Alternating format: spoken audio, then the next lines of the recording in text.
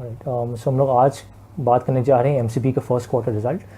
MCB ने अपने first quarter के अंदर अर्निंग्स जो पोस्ट की थी, अर्निंग्स पर शेयर वो ₹5.5 का पोस्ट किया हुआ था। एंड अगर मैं ईयर ओवर कंपेरिजन करूँ वो 22% डाउन है। अगर इस कैपिटल गेंस हम लोग करें, एक्स कैपिटल गेंस को हम हटा दें, क्योंकि पिछले साल सेम पीरियड में एमसीबी ने बहुत बड़ा कैपिटल गेंस पोस्ट किया हुआ था। अगर हम इसको एक्सक्लूड कर लें और नॉर्मलाइज अर्निंग्स बेसिस पे देखें तो आपकी अर्निंग जो थी 4% डाउन थी ईयर ओवर ईयर। अगर जनरल एनालिस्ट कम्युनिटी की बात की जाए तो आई थिंक थोड़ी सी एस्टिमेट जो थे, जो अर्निंग्स आपकी जो आई थी फर्स्ट क्वार्टर में, वो थोड़ी सी बिलो एक्सपेक्टेशन थी। आई थिंक प्राइमरीली इसकी वजह ये हो सकती है कि एनालिस्ट कम्युनिटी में थोड़ी एक्सपेक्टेशन ये थी कि कैपिटल गेंस इस बार लोग ज़्यादा बुक करेंगे, जिस तरह से उन्होंने first quarter same period last year में किया हुआ था। बट आई थिंक गुंजाइश है आगे जाके भी एमसीबी के लिए कि इनके पास काफ़ी बैकलॉग पड़ा हुआ है अनरियलाइज सरप्लस का। सो ये लोग रियलाइज़ कर सकते हैं। आई थिंक आगे आने वाले क्वार्टर्स में हम लोग एक्सपेक्ट कर सकते हैं कि सरप्राइजेस आ सकते हैं कैपिटल गेंस के लिहाज से, जो उनकी ओवरऑल अर्निंग्स को थोड़ा सा बूस्ट कर सकते हैं पूरे साल की। जहाँ तक एमसीबी की आप पूरे साल की हम लोग बात की जाए, अर्निंग्स की बात की जाए, तो हमारी एक्सपेक्टेशन तकरीबन ₹22 की अर्निंग्स पूरे साल की। अक्रॉस द बोर्ड देखा जाए बैंक्स के लिए थोड़ा सा चैलेंजिंग ईयर होगा ही, कंसिडरिंग कि आपके इंटरेस्ट रेट 350 बेसिस पॉइंट या 3.5% आपकी जो है शरह सूद जो है नवंबर 2014 से जब से गिरी है, उसके बाद से एक तो आप जो ये लोग जो भी लोन्स दे रहे हैं तो उसके ऊपर से आपके रेट्स कम हुए।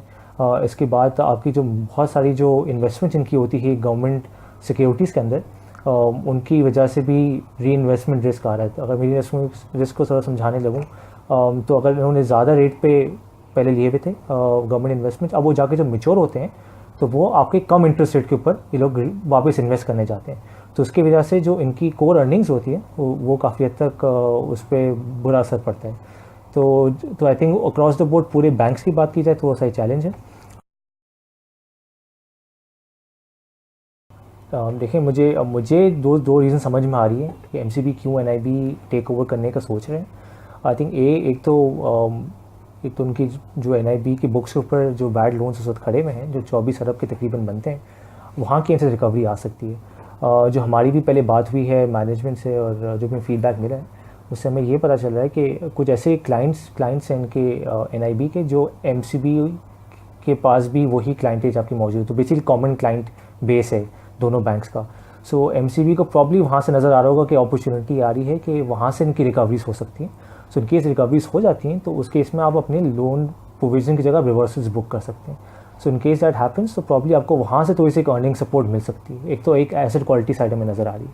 एंड दूसरी रीज़न जो हमें समझ में आ रही है एनआईबी जो पोटेंशियल टेक ओवर हमारा हो सकता है एमसीबी का एनआईबी पे, वो रीज़न हमें समझ आ रही है कि जो एमसीबी ने अपना एक इस्लामिक एंटिटी सेपरेट इस्टेब्लिश की कुछ टाइम पहले, तो प्रॉब्ली उस एंड से जो एनआईबी की ब्रांचेस हैं वो प्रॉब्ली इनके सिस्टम के अंदर आ जाती है। तो ऑब्वियसली वो थोड़ा सपोर्ट कर जाएगी कि एमसीबी की ब्रांच जो बजाय एक ब्रांच खोलें वो जाके वो पब्लिक ऑलरेडी एक इस्टेब्लिश इंफ्रास्ट्रक्चर है उसी को लोग टेक ओवर करके और अपने इस्लामिक बैंकिंग ऑपरेशंस को एक्सपैंड कर ले विद इन द कंट्री।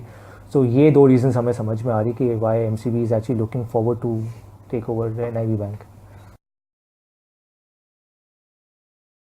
अगर लेट्स से हमारी कैलकुलेशन के हिसाब से हम एक्सपेक्ट करें कि सितंबर से आपका जो शरह सूद है वहाँ उस वक्त से बढ़ना शुरू हो जाएगी। तो एक अगर डिले आ जाता है इंटरेस्ट रेट इंक्रीज में तो ऑब्वियसली वो एक रिस्क है आपके लिए। तो एक रिस्क तो आपका एक ये बन जाता है। दूसरा रिस्क जो आता है लोन ग्रोथ के लिहाज से आता है। अगर बिलफर्स्ट कमोडिटी साइकिल है जो दुनिया के अंदर चल रही है वो इस वक्त डिप्रेस चल रही है, उसकी वजह से जो लोन ग्रोथ है आपकी विद इन पाकिस्तान उसमें भी इम्पैक्ट आया।